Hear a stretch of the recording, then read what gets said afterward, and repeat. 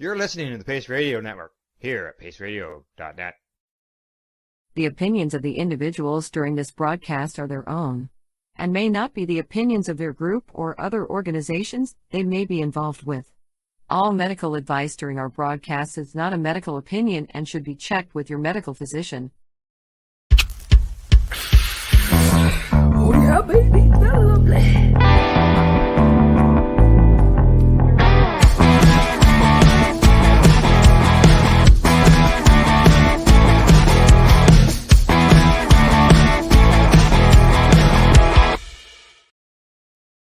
Good morning. It's November the 9th, 2023, and welcome to Psychedelics and Cannabis Educational News, found here at paceradio.net and cbgtv.com.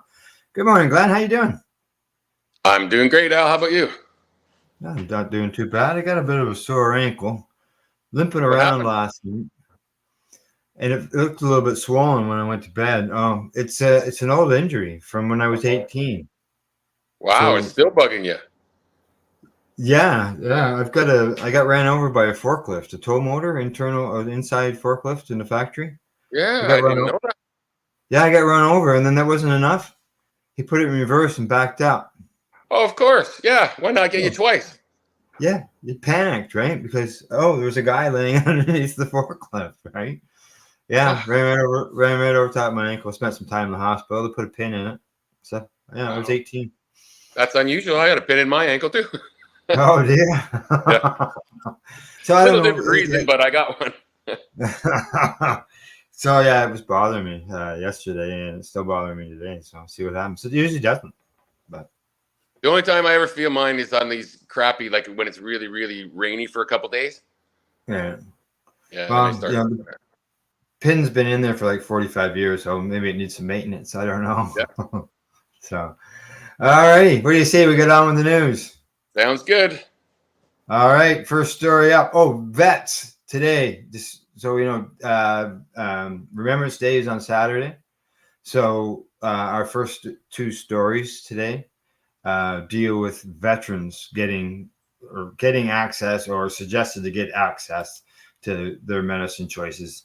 And right up the bat here in good old Canada, Global News says that Canada must study psychedelic treatment for veterans PTSD immediately.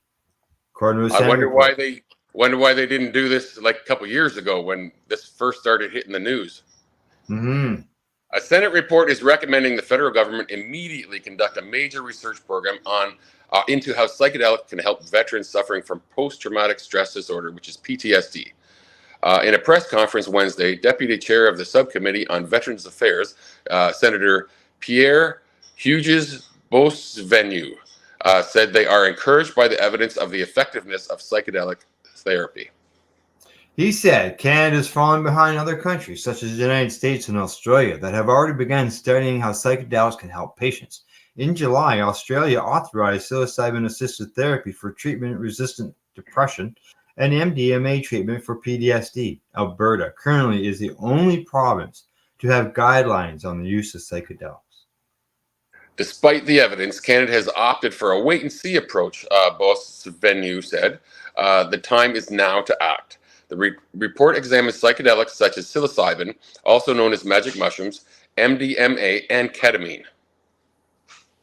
Now, Boisvenu, along with subcommittee chair David Richards, told stories of veterans who had tried other medications and therapy. In one individual's case, trying 11 different medications without success, but saw a breakthrough with psychedelic therapy. Conditional treatment could even make matters worse for veterans, Boisvenu said, whereas psychedelics often give positive results.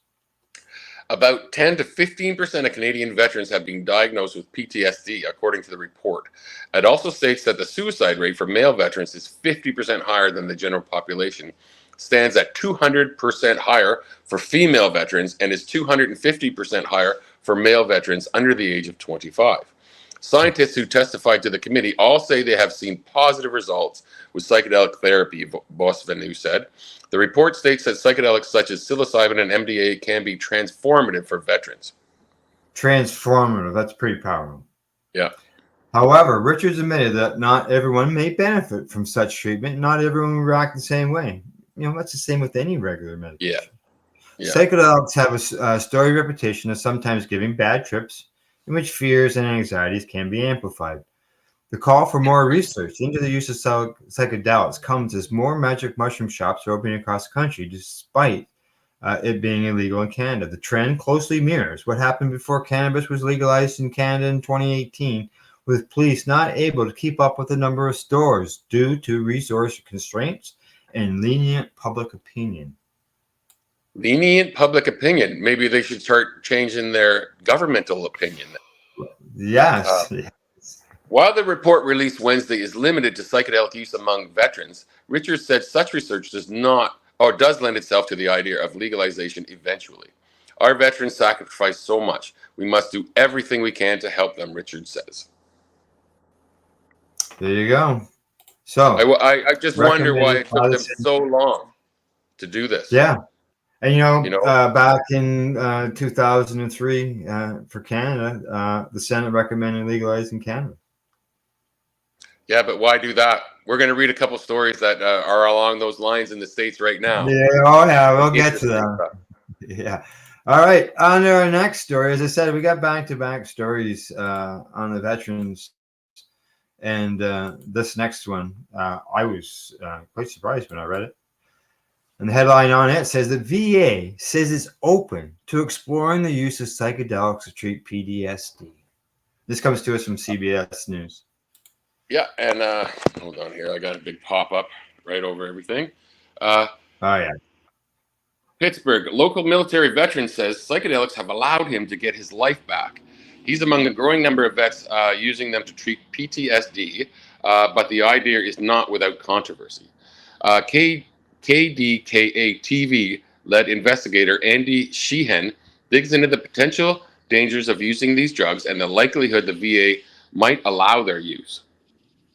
I was homeless. My tent and the materials I was living in was about 250 yards that way. I was living in the woods, John Lewanansky says. Lewanansky returned from Afghanistan with traumatic brain injury and a drinking problem. He had left the war, but an IED explosion and the horrors of combat remained in his head, leading him deeper into addiction and isolation. But he says the help he got from the Veterans Administration failed to break his downward spiral. The solution is benzos, opioids, and having conversations with professional men and women that haven't been in the shoes of the veteran, he said. For someone who has been in so many repetitive traumatic events, there is no pill, there is no pharmaceutical that is able to change the brain chemistry, he added. Yeah.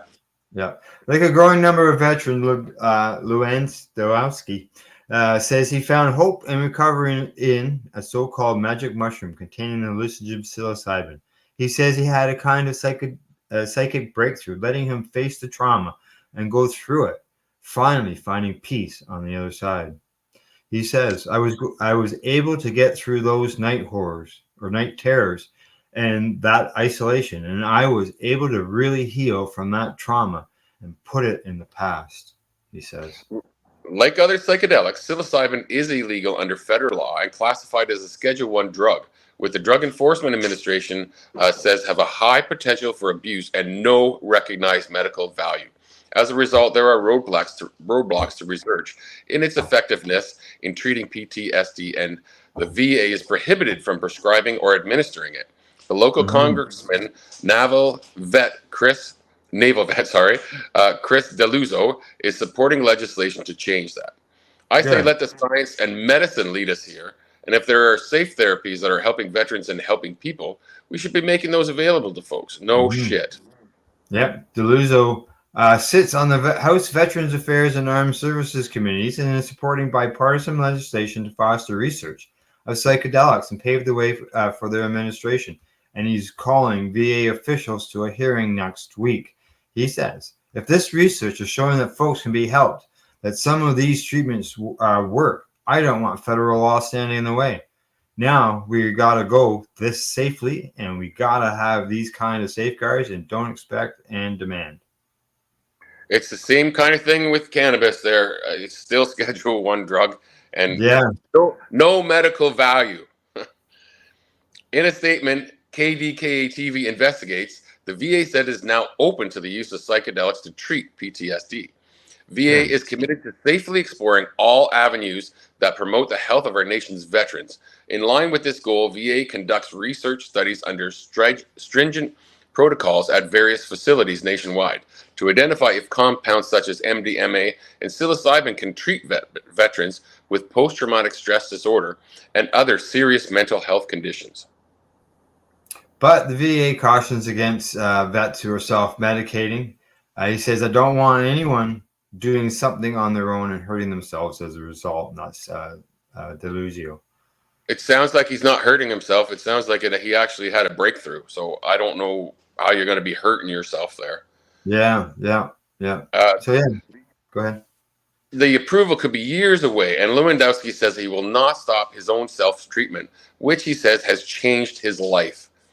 Andy Sheehan, you happy? Lewandowski, oh man, happy isn't the word. Optimistic, proud, functional, and ecstatic.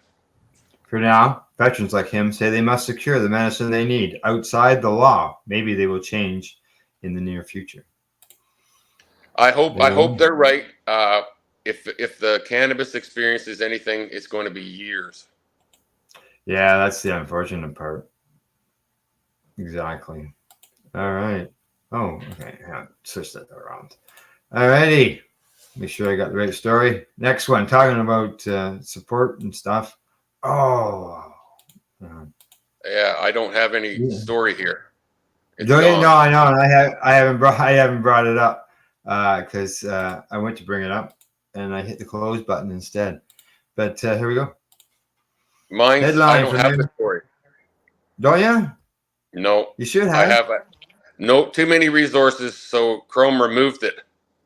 Oh, and this is the one for Marijuana Moment. Support for marijuana legalization reaches record high of 70%. You don't have that.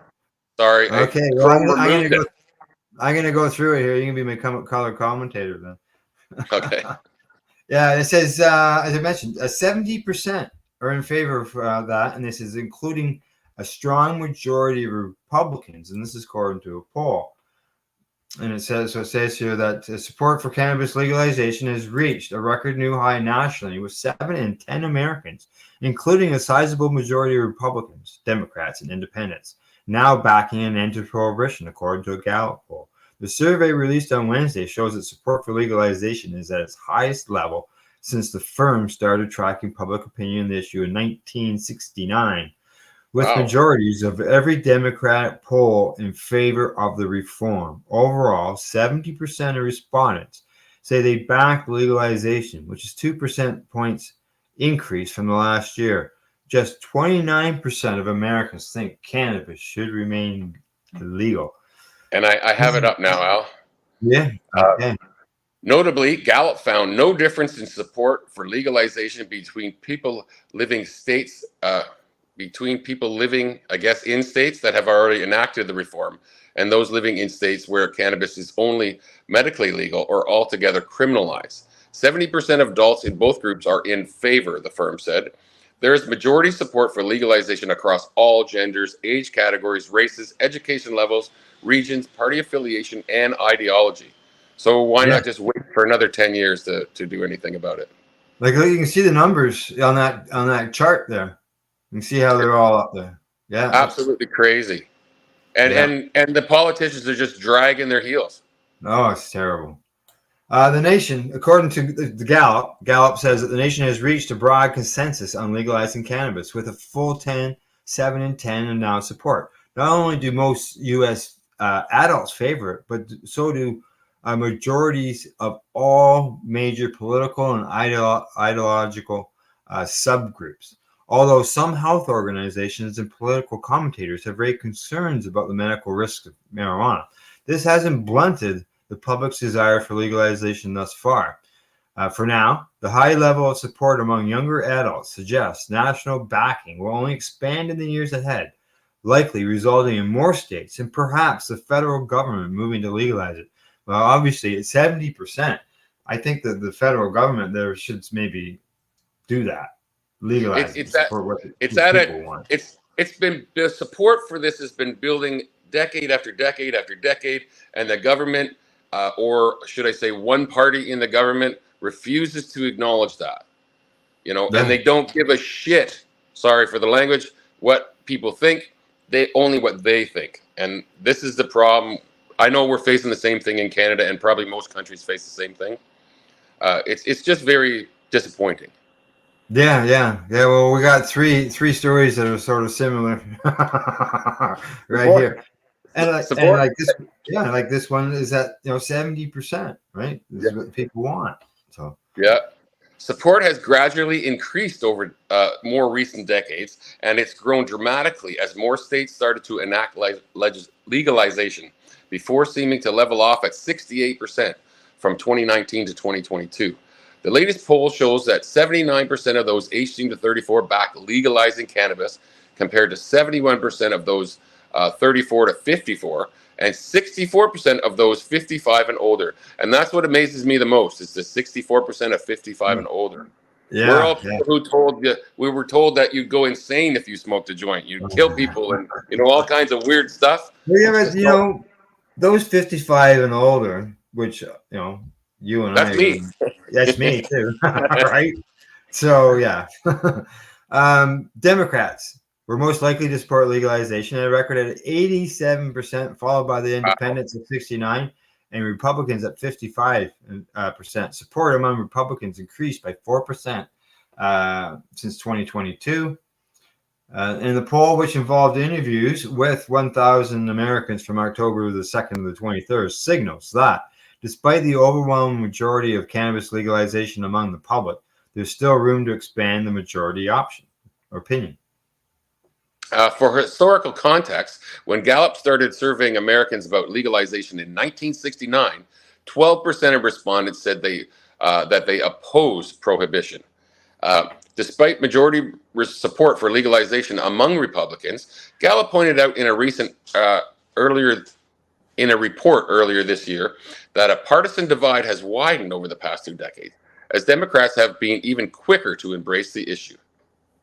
That's consistent with a broader trend that the firm identified in the report, showing how partisan gaps have widened on a variety of issues, including those where there's still majority support across party lines. Cannabis legalization still sees a smaller divide compared to many of the other hot button issues like global warming, gun control, and abortion. Still, a series of other polls that were released earlier this year similarly show that most Americans are ready to end federal cannabis prohibition, regardless of party affiliation. All right. Yep. While 24 states have now enacted adult use legalization, in addition to the vast majority that authorize some form of medical cannabis, federal reform has lagged far behind the public. GOP lawmakers in particular have generally resisted the issue despite the growing bipartisan support among their constituencies. Voters in the swing state of Ohio were the latest to approve legislation on the ballot on Tuesday. And based on the outcome of a state Supreme Court case, the critical presidential election state of Florida could also decide the issue next year. There you go. Who knows? Maybe it was 70% of the people supporting it. Half the states have got legalization. Majority of them got medical use. Could it be a hot issue in the 2024 election? I think it's been an issue in every election for the last at least decade, and they don't seem to be listening. One side doesn't seem to be listening to what their own people are telling them, right? So, okay, well, here we go. We're heading off, as that story said. They had on Tuesday. They had the big vote there in Ohio, and the headline here at AP Press says that Ohio votes to legalize marijuana for adult recreational use, becoming the 24th state to do so. And I just like to say that the government in Ohio did every single thing in their power to thwart this, to stop this, and still failed. Yeah, and we'll get into more of that. I can tell shortly. Yeah. Ohio voters approved the measure legalizing recreational cannabis on Tuesday, defying Republican legislative leaders who have failed to pass the proposed law. Passage of Issue 2 makes Ohio the 24th state to allow adult cannabis use for non-medical purposes. They don't allow it yet, but they have been No. voted to. Marijuana is no longer a controversial issue, says Tom Herron, spokesman for the Coalition to Regulate Marijuana Like Alcohol. Ohioans demonstrated this by passing State Issue 2 in a landslide. Ohioans are being extremely clear on the future they want for our state. Adult use cannabis legal and regulated. The new law will Go ahead. The new law will allow adults 21 and over to buy and possess up to 2.5 ounces of cannabis and to grow plants at home. A 10% tax will be imposed on purchases to be spent on administrative costs, addiction treatment, municipalities with dispensaries, and social equity and jobs programs supporting the industry itself. The election's outcome represents a blow to GOP lawmakers, Republican Governor Mike DeWine, and business and manufacturing organizations concerned about its impact on workplace and traffic safety. This has been legal in Canada for years. We haven't experienced any of this stuff they keep complaining about. You know, all of a sudden everybody's not going to show up for work. All of a sudden everybody's gone. It's all bullshit. They're all out on the couch. Yeah.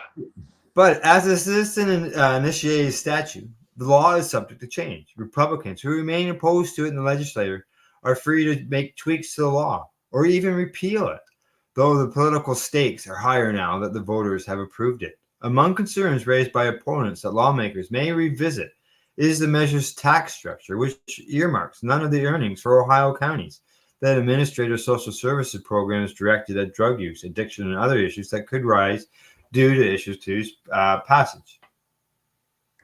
The fight is not over. Smart Approaches to Cannabis Action President Kevin Sabet said in a statement. He called on state lawmakers to eliminate provisions of Issue 2 that allow for commercial sales, advertising, and production at a minimum. Ohio State Republican Ohio Senate President Matt Huffman said lawmakers may also reconsider questionable language regarding limits on THC, the compound that gives cannabis its high. This statute was written by the marijuana industry and should not be treated as a cash grab for their cash crop at the expense of states trying to emerge from the opioid epidemic, he said in a text sent to the spokesperson for the Coalition of Regulated Marijuana Like Alcohol. Voter approval marked the culmination of the proposal's years-long fight to become law. GOP Secretary of State Frank LaRose first submitted petitions to the Ohio General Assembly on behalf of the coalition in January 2022, triggering a 4-month countdown for lawmakers to act. Republican legislative leaders didn't, and lawmakers asserted the group's petitions arrived too late for the 2022 ballots. Of course they did. Yeah. A lawsuit settlement, under which the group agreed to wait until this year. Scott Milburn, spokesperson for the opposing campaign Protect Ohio Workers and Families, called Tuesday result disappointing. He said the debate now shifts to the State House. The ticking time bomb, crafted in secret by a Columbus law firm, will now be cracked open by the legislature in the full light of day so they can defuse it in an open public process before it blows up in Ohio's face. This is what they'll use. LeafLink, a large wholesale cannabis marketplace, commended Ohio residents on approving Issue 2 and urged lawmakers to promptly enact the law as passed.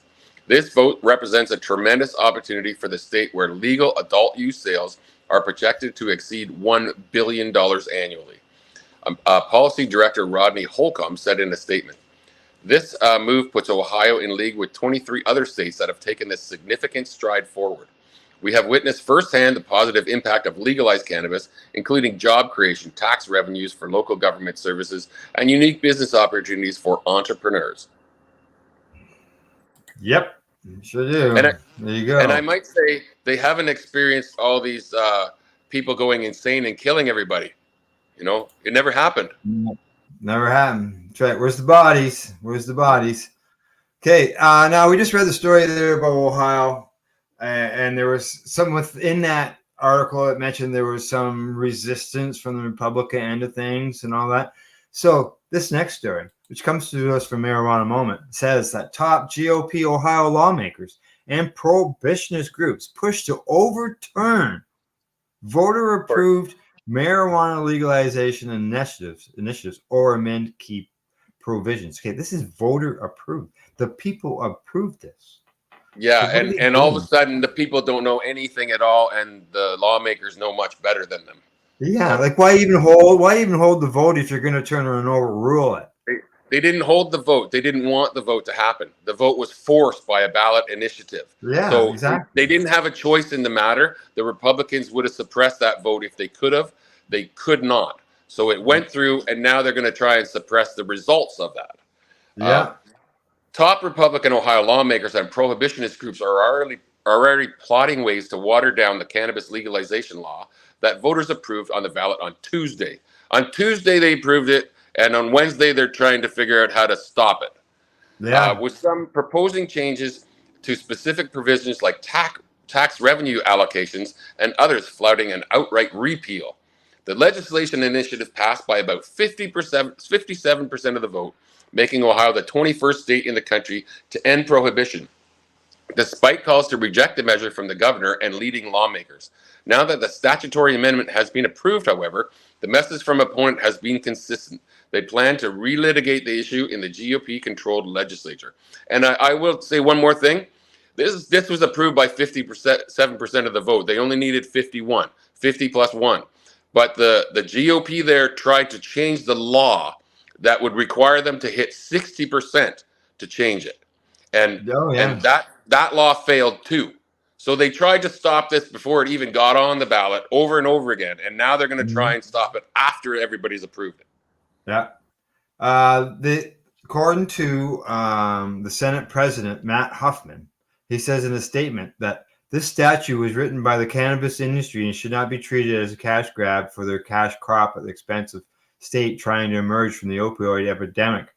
The General Assembly may consider amending the statute to clarify the questionable language regarding the limits of THC and tax rates, as well as other parts of the statute. It's too bad they don't understand that cannabis can help them with their opioid epidemic. The plan isn't surprising, as Huffman said last week, that the measure would be coming right back before this body for lawmakers to amend if voters approved it. The Senate President said in advance of Election Day that he wouldn't seek to repeal the legislation law entirely, but would instead advocate for reviewing it and repealing things or changing things that are in it. Sounds to me like they're going to put the kibosh on this and take so long to do anything that it's going to die anyway. That's their plan as far as I can see. House Speaker Jason Stevens, Republican, also released a statement on Tuesday asserting that now is the time for the legislature to lead on how best to allocate tax revenues while responsibly regulating the industry. Investing in county jail construction and funding law enforcement training across Ohio should be our top priority to make our communities safer, he said, indicating he would like to shift cannabis revenue towards police and incarceration. That's brilliant. That's absolutely brilliant. That's what we need. More people in jail. That's what we need. We need more people in jail.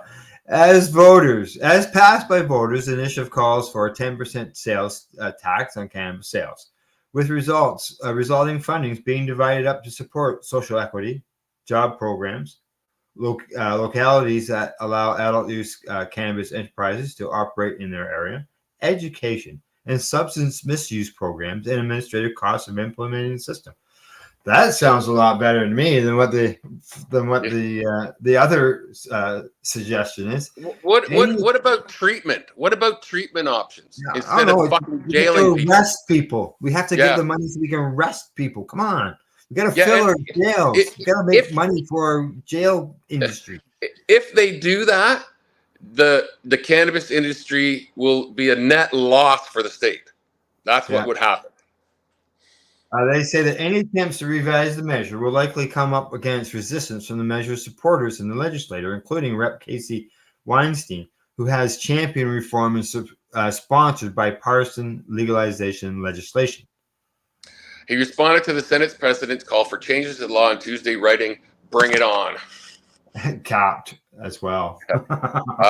Once the vote was called, Weinstein told Marijuana Moment that he hopes lawmakers will heed their call and honor the will of the vote. But so far, it's clear that leadership intends to be selective about which parts they're willing to breed.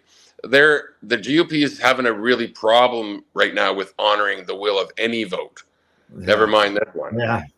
Prohibitionist organizations that campaigned against issue 2, meanwhile, are set on a fundamental undermining of the newly approved law, with some describing plans to pressure the legislature to entirely repeal legislation, legalization, before it's even implemented. Yeah.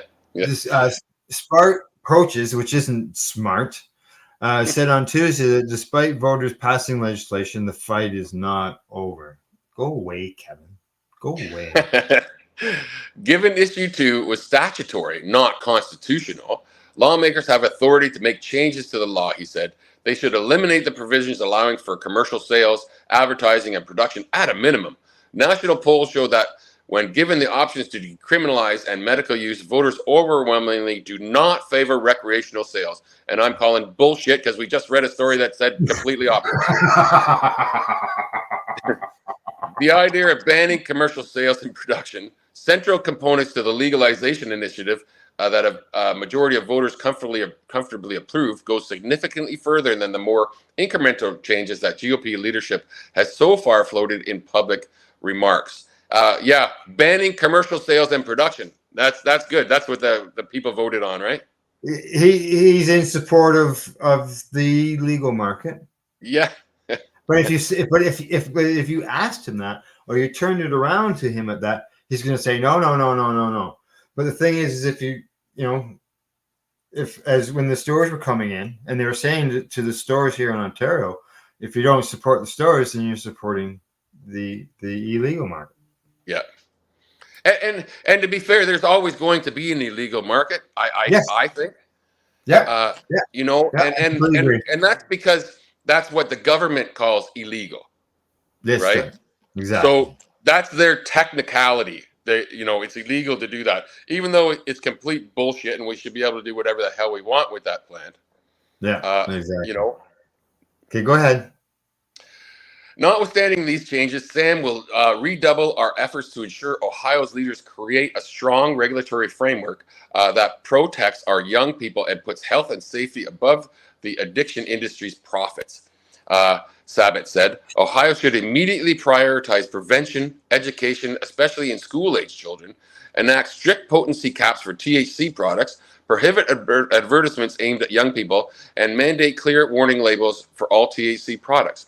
While the National Prohibitionist group hasn't explicitly called for a repeal of the law, one of its key allies on the ground is floating that move as an option. And this is what they always do. It's about your children. It's about your children. I have 5 children. They all grew up with cannabis in the house. They all knew about the cannabis. They were told, they were talked to. Any questions they had were answered, and there was never any problem. Yeah, I have 3 kids. 2 of them don't even smoke or consume cannabis. Most of my kids do not. I have 5 kids, and only 1 uses cannabis. Exactly. Yeah, and their purpose is for medical reasons. So yeah. Now, Protect Ohio Workers and Family spokesperson Scott Melbourne says it's a disappointing development, but nothing's over. The venue just shifts from the campaign trail to the State House. Support for issue 2 fell as Ohioans learned how much it's rigged to merely benefit a handful of big commercial marijuana. What do you mean the issue fell? Unless they're trying to say it was at 60% and it went down to 57%. Yeah, that's what they're going to say. This ticking time bomb, crafted in secret by the Columbus law firm, will now be cracked open by the legislator in the full light of day so they can defuse it in an open public process before it blows up in Ohio's face. It's a guarantee that wholesale changes await. If not, an outright appeal. They would only benefit Ohioans to spare us all the bad case of buyer's remorse. I really, really hope this comes back to haunt them. I really do. For what it's worth, a number of Ohio lawmakers said in September that they had doubted the legislature would seek to repeal a voter-passed legislation law. Voters were only able to decide on the issue after lawmakers declined to take the opportunity to pass their own reform as part of the ballot's qualification process. They were given months to enact legalized legislation that would have molded to address their outstanding concerns, but the legislature ultimately deferred to voters by default. Yeah, there you go. That's what the voters wanted. All right, this story keeps going on a bit more, and I see we're getting a little long on the time there, but I think everybody understands what's going on there, that GOP is trying to shut that down, even though the voters approved it, and I'm not surprised. No, I knew this was going to happen before it was even on the ballot. Yeah. And they said as much.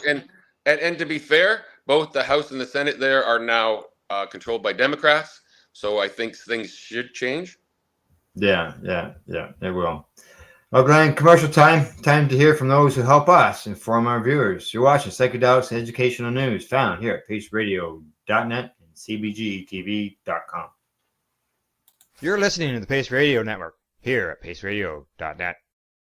When you think of the number of unique products developed in the fields, kitchens, and labs at Legacy 420, it's hard to think that one stands out above the rest. But tell that to the thousands of people who have tried this amazing breakthrough product. This is our Sacred Salve. This is actually our extra strength. It comes in 5 different strengths. It's all natural, all organic.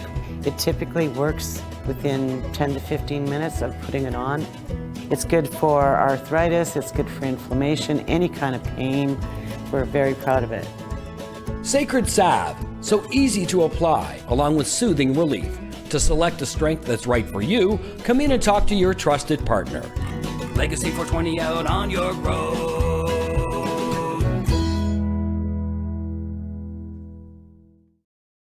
Pace Radio Network. By patients, for patients, and for those who want to know.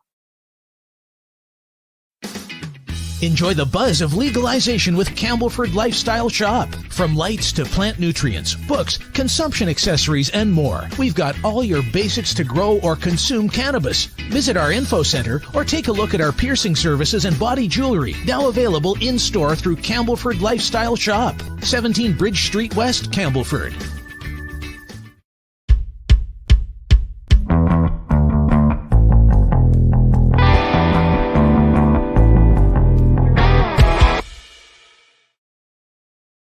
Are you a cannabis content creator? Are you looking for a place to have your content seen? If you answer yes to both questions, then you need to check out cbgtv.com. Let's share Pace everywhere. That way it can help create peace.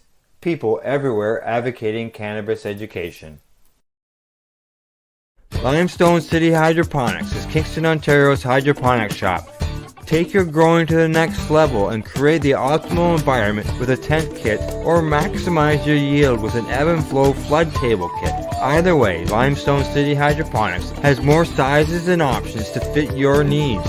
Are you looking for the power of the sun that adapts to your budget? Then look no further, as they have professional grow lighting. They have indoor grow systems that are easy and cost effective, with many options to fit your living space and lifestyle.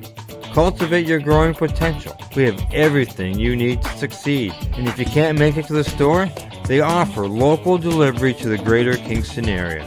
Remember, when you're looking for experts to help you grow, then look no further than the locally owned Limestone City Hydroponics, 105 Sunderland Drive in Kingston, Ontario. Call them at 613-548-0420. You're listening to the Pace Radio Network here at paceradio.net.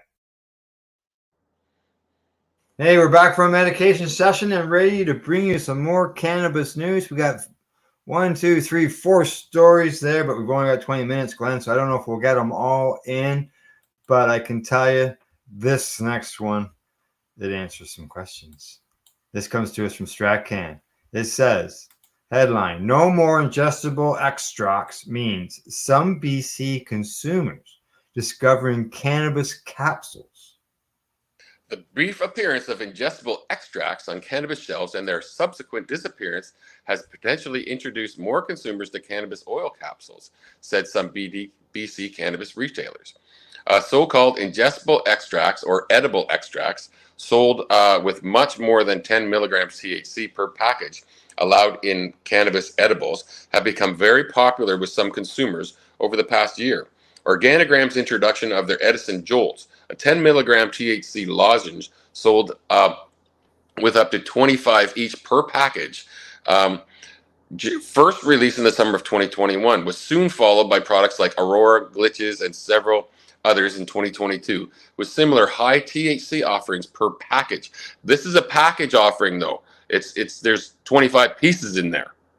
Yeah, at 10 milligrams per piece, correct. Yeah, you're not supposed to eat them all at once.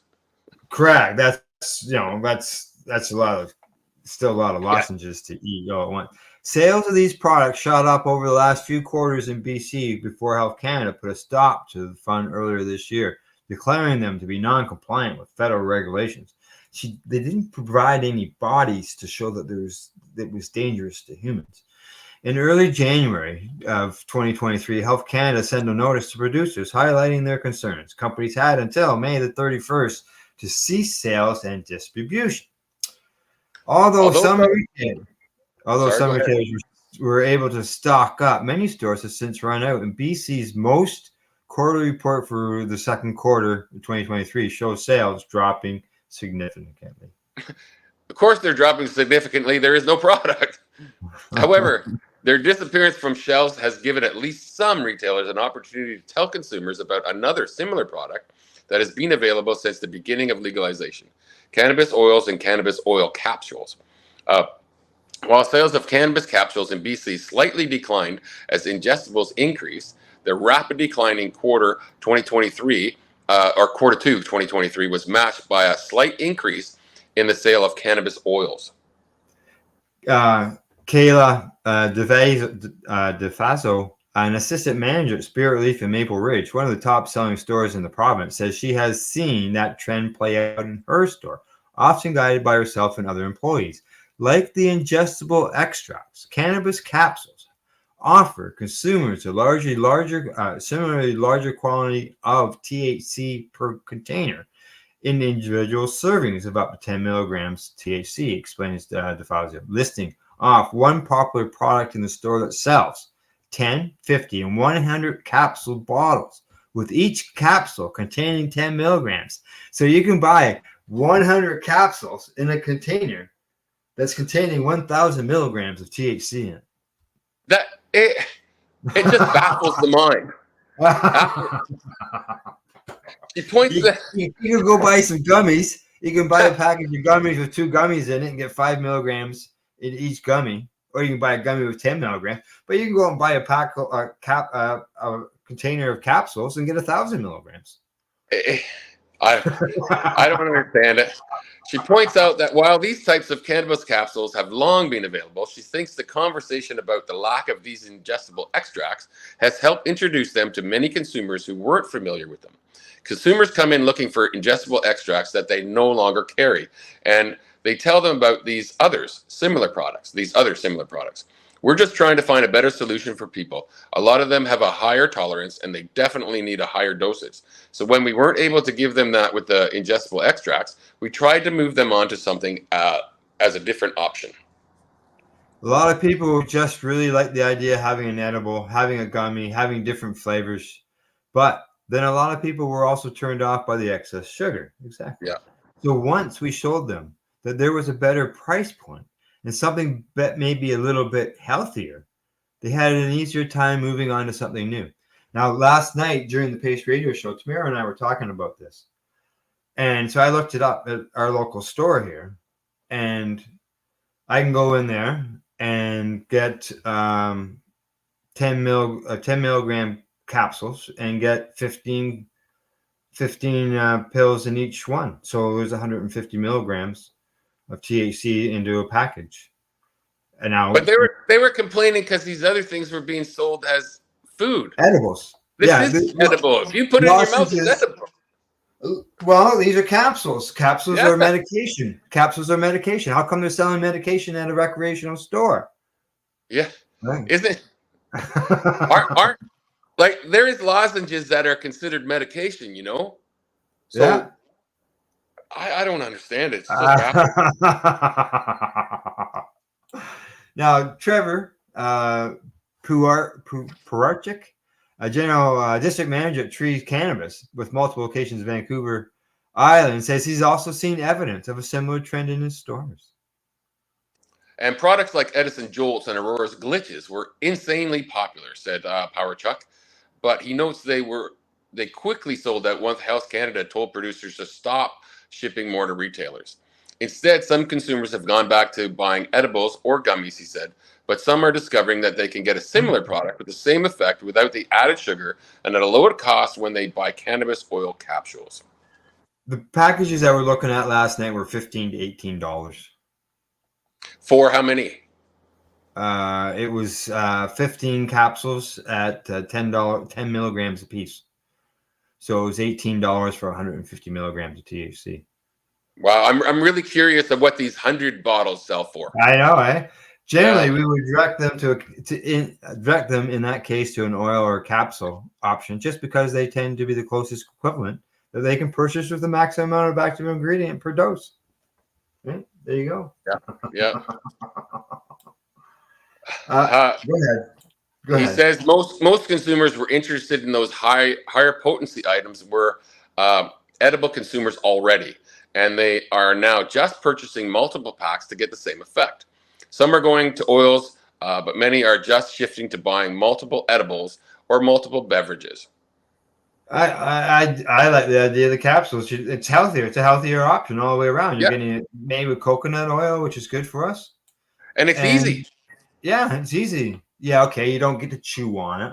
Yeah. Right? But you get to swallow it with the. Look, if you want a gummy, you can buy a piece of a gummy bear. You buy a whole bag of them cheap, and you use the capsules for medicine. Yeah. Yeah. Excuse me. Meanwhile, in Vancouver's first licensed cannabis store, Evergreen Cannabis owner Mike Babin says this is a conversation he's been having with consumers since edibles began appearing in 2019 and early 2020. As soon as edibles came in, anyone coming in looking for a larger amount, we immediately say to them that we're happy to sell you that, but you can buy a jar of capsules that are the same thing, and you can go next door and get a pack of gummy bears. And if you really need the candy, and if you can save a lot of money. That's what I was saying. There you go. Babbitt says he thinks there's still a lot to do to educate consumers about products like cannabis oils and capsules, with some consumers believing that being an edible form somehow increases its potency. A lot of people really truly think that it works best in a gummy. Maybe everyone else is finally catching on and realizing that is not the case. Maybe. The public is finally getting informed and starting to understand there are other higher THC options for edibles. The more people understand that, the easier it is for us to guide them to that direction and help them decide. And that's why we have this story, because I hadn't heard anything about it until I seen this story. And I went, holy shit, yeah, you can. Yeah, I think it's a great idea. I've been looking for something like this because I'm not a big fan of the gummy bear thing. So I think I'm going to investigate this and see what I can come up with. Oh, yeah, that's what we did last night on the radio show, was investigate that. And I went, holy shit, this is this is right. It's crazy that they're both ingestible, but one's illegal and one's not. Like, it just I know, eh? Well, you don't consider capsules a food. No, but they're talking about ingestible oils, ingestible things. So what is in the capsule? The same fucking oil. You know what I mean? It's in the gummy bears or in the capsules. The same freaking things.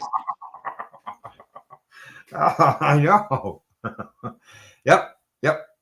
All right, on to our next story. You know how everybody seems that cannabis all started in the 1960s with the hippies? Well, this next story says that traces of cannabis in human bones suggest 17th century Italians were recreational cannabis users.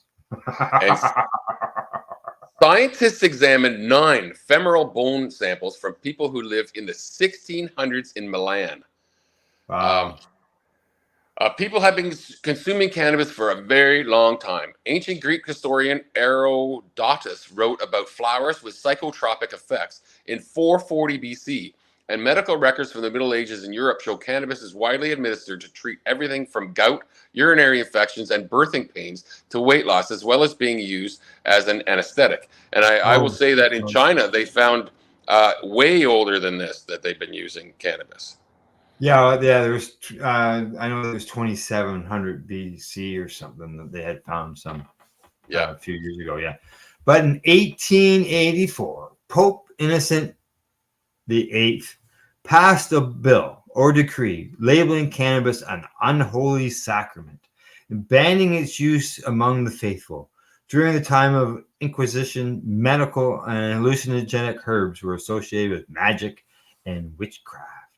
For the centuries that followed, there had been no hard evidence of its use. That is, until now, with the discovery by a team of forensic scientists in Milan, Italy, of traces of cannabis in the remains of 2 skeletons found from the 17th century.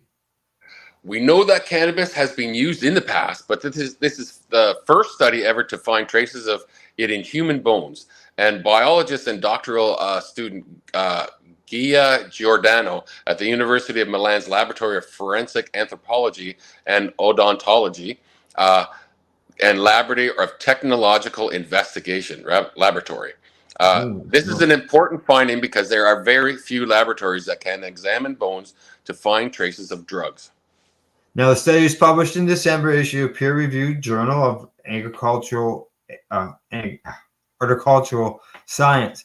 In it, the team of scientists examined 9 femoral bone samples from people who lived in the 1600s Milan, who were buried in the Cagranda crypt under a church annexed to the Ospedale Maggiore, the city's most important hospital for the poor at the time. The goal of the study was to find traces of plants used for medical and recreational purposes in the general population. It follows an earlier study by Giordano that found traces of opium in cranial bones of well-preserved brain tissue. In the study, 2 of the bones, one belonging to a woman around age 50 and another to a teenage boy, showed the presence of 2 kinds of cannabinoids, delta-9 tetrahydrocannabinol and cannabidiol, commonly referred to DTC and CBD. In a teenage boy, okay. Yeah, DTC. Yeah. Yeah, okay. Researchers say the finding not only suggests cannabis was consumed by all ages and genders, but that it was used recreationally, most likely preparing in cakes and infusions. The team scanned the medical records of Ospedale Maggiore and found no mention of cannabis in its detailed records of the healing plants, remedies, and potions administered to patients in all hospitals in Milan in the 1600s. In absence in the list of pharmacopoeia led researchers to surmise cannabis found in the 2 individuals likely used for the same reasons it is today, to relax, zone out, or self-medicate. Life is especially tough in Milan in the 17th century. Archaeologist Domenico di Candia, who led the study, told the newspaper, Corriere della Sera, famine, disease, poverty, and almost non-existent hygiene were widespread. Oh, yeah, you just imagine. They didn't have toilet paper back then, eh? Just to say, 3 centuries after the Catholic Church ban on cannabis, Napoleon prohibited its consumption due to it causing psychic disturbances and violent delirium among its soldiers in Egypt. He hoped the ban would stop them from bringing it back home to France. For centuries, Italy was a major producer of hemp, which was used papers, so on and so forth, including in the sales of Christopher Columbus's ship, as well as for feed for the livestock and as a fertilizer. And I also think all their clothes, all their ropes, everything was made of hemp. So. Oh, yeah. Yep. Marco Perucca, a former Italian senator and founder of Science for Democracy, who led a referendum to legalize cannabis in 2021, said the ubiquity of hemp in Italy makes it likely it is also consumed to get a buzz. They keep saying hemp. People used to smoke and make decada, or boiled water, with all kinds of leaves, so it is very difficult to identify what was the habit back then, Peruka said. But because hemp was used for so many industries, it's possible that people knew these plants could also be smoked or drunk. Yeah, while there were written references, the plant references that the plant was administered as a home remedy or by healers of various ailments. Over the past centuries, by the late 19th century, bans against it spread, with the stigma lasting to this day, which is true. It sure is. I'm looking over at the time, Glenn. This story keeps going, but it's good to see that they were able to discover THC in the bones of people from the 1600s. I'm sure they're going to be finding it all over the world if they actually look for it. Yeah. Oh, yeah, for sure. You know, it's just like I said at the beginning. So many people thought it. You know, they only think back to the 1960s as cannabis was something was popular. But yeah, there we go back centuries. Yes, and using how much emphasis of it was being used for medical purposes. Yeah, I think I'm of the opinion that all cannabis use is for medical purposes. I really do. I think if it relaxes you and makes you feel better, it's medicine. Yep, exactly. All right, Glenn, anything you want to say before we sign off? No, we did really good today. We still have 2 stories we didn't even get to. We only got 8 of them out, I know. Exactly. Well, from the Legacy420.com news desk, that's the news for today. We hope you found it educational and informative. Thanks to Legacy420.com, Campbellford Lifestyle Shop, and the Limestone City Hydroponics.ca. Plus, to our viewers, catch our next Psychedelics and Cannabis News broadcast on Monday at 10 o'clock. We'll see y'all then. See y'all later. Bye-bye. You're listening to the Pace Radio Network here at paceradio.net. The opinions of the individuals during this broadcast are their own, and may not be the opinions of their group or other organizations they may be involved with. All medical advice during our broadcast is not a medical opinion and should be checked with your medical physician. When you have a pain that's reached its peak, Legacy for 20, it's so unique. If organic cannabis is what you seek, here's your trusted partners 7 days a week. Suppository salves, vapes and drops, topicals, edibles, infused pop. Just when life seems like it ain't easy, at Legacy 420, enjoy a pop freezy. Lab tested products, make them the GOAT. Legacy 420 out on your road. Legacy 420 in Tyndonega Mohawk territory. Indigenous organic cannabis at its finest. Enjoy the buzz of legalization with Campbellford Lifestyle Shop. From lights to plant nutrients, books, consumption accessories, and more, we've got all your basics to grow or consume cannabis. Visit our info center or take a look at our piercing services and body jewelry, now available in-store through Campbellford Lifestyle Shop, 17 Bridge Street West, Campbellford. Limestone City Hydroponics is Kingston, Ontario's hydroponics shop. Take your growing to the next level and create the optimal environment with a tent kit, or maximize your yield with an ebb and flow flood table kit. Either way, Limestone City Hydroponics has more sizes and options to fit your needs. Are you looking for the power of the sun that adapts to your budget? Then look no further, as they have professional grow lighting. They have indoor grow systems that are easy and cost effective, with many options to fit your living space and lifestyle. Cultivate your growing potential. We have everything you need to succeed. And if you can't make it to the store, they offer local delivery to the greater Kingston area. Remember, when you're looking for experts to help you grow, then look no further than the locally owned Limestone City Hydroponics, 105 Sunderland Drive in Kingston, Ontario. Call them at 613-548-0420. We are people advocating cannabis education here at paceradio.net.